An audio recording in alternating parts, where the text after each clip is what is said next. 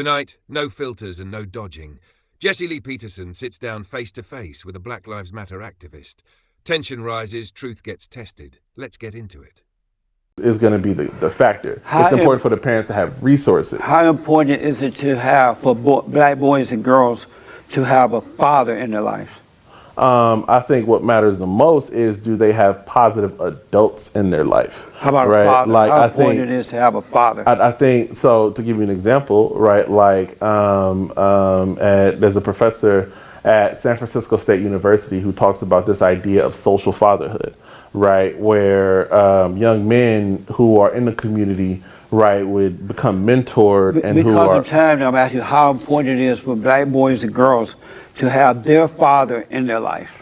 I think it's always important for parents to be involved in their kids' lives, right? I wouldn't disagree with that. I think it is in a scale, I would say a 10 for parents to be involved, right? For all parents to be involved. How about for black fathers? I mean, for black fathers, I would say... How important it is for black fathers to be in the lives of their boys and girls? Have you seen the recent research where it actually indicated that black dads were the most involved in their kids' lives? But I'm asking, how important is that to have that? It's incredibly important.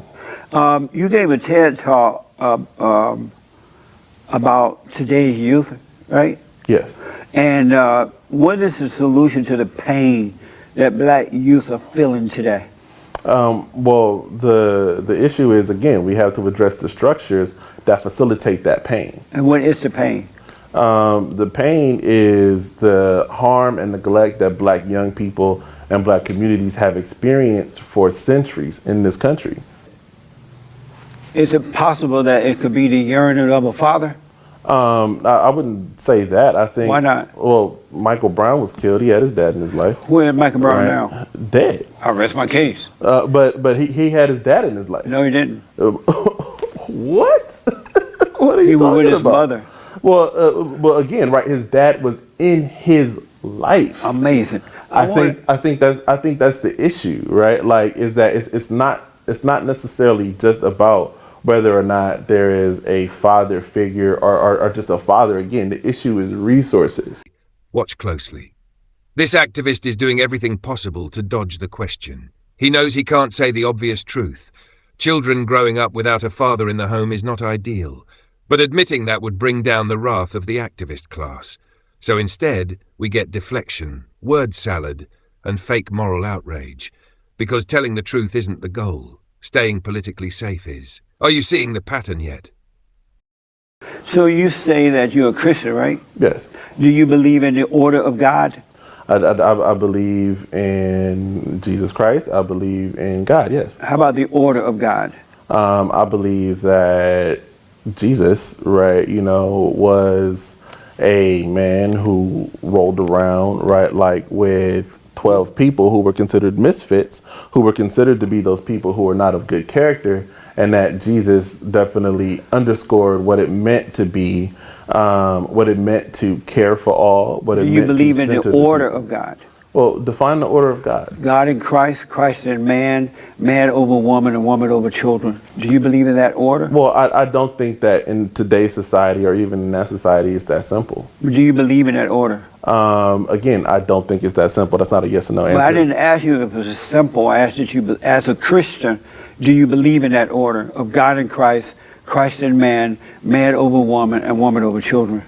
I think as a Christian, what I believe in is the understanding of Jesus's teachings, as well as what it means, right, to then advocate for all people. How about that order? Do you believe in that order?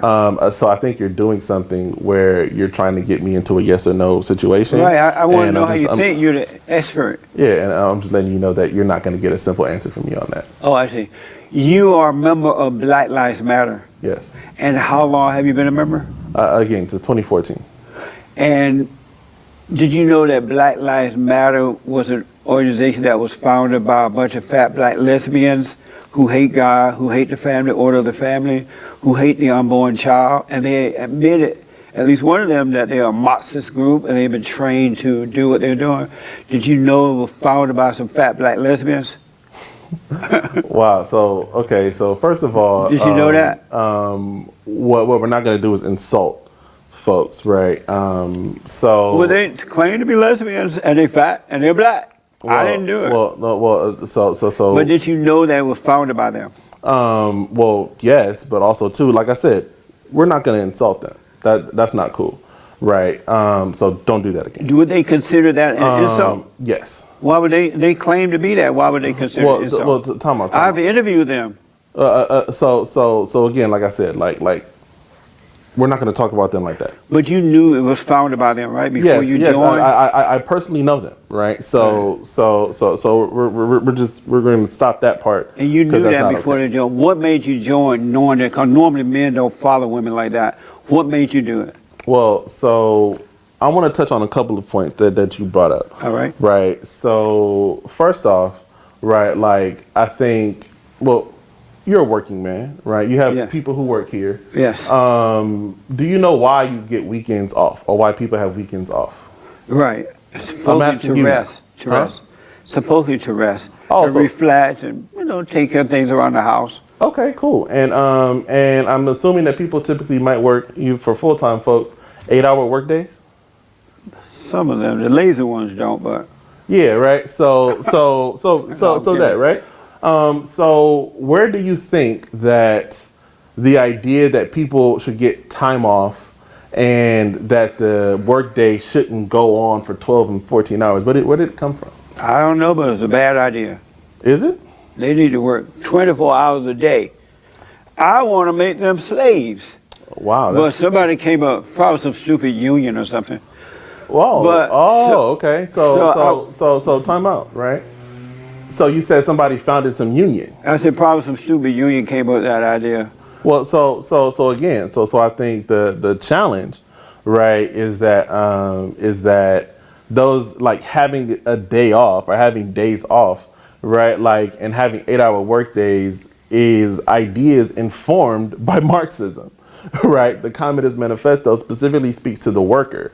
That was created, right, like, and that is what led to the creation of unions that protect people's labor. So I wouldn't necessarily frame that as a bad thing, because I think most of your viewers kind of enjoy their days off. So they have Marxists to thank for that. So I just want to let you know. Are you a Marxist? Am I a Marxist? I think what I am, right, is I'm somebody committed to the liberation of oppressed peoples globally. Are you a capitalist or a Marxist? I'm definitely not a capitalist, no. Are you a Marxist? I think what I am is I'm somebody committed to the liberation of oppressed But peoples. I'm asking you, are you a Marxist? Again, like I said, it's not that simple. If you've read... Are you a socialist? Have you read Cedric Robinson's Black Marxism? No.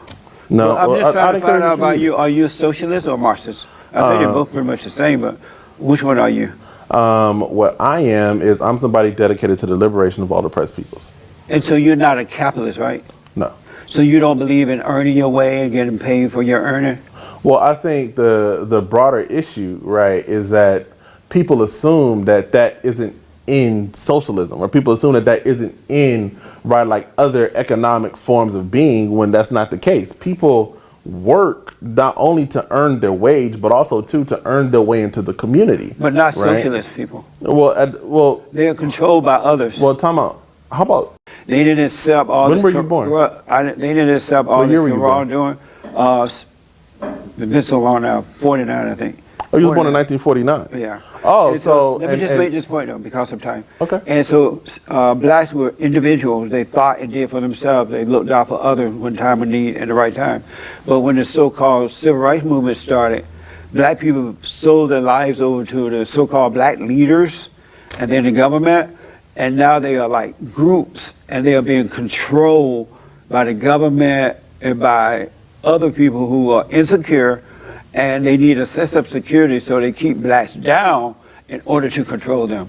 But I want to know, what made you decide to follow Black Lives Matter? Because normally men don't follow women, especially radical women. Well, you really can't make this stuff up. This guy is supposed to be educated, right? Non-sequiturs, straw men, appeals to authority. He's checking every fallacy box in the book. But you've got to give it to Jesse. He won't let him dodge the questions. He's been doing this far too long. He's heard this liberal gibberish longer than this guy's been alive, a master of his craft. An absolute pleasure to watch. Thanks for tuning in, hit like and subscribe, and we'll see you next time.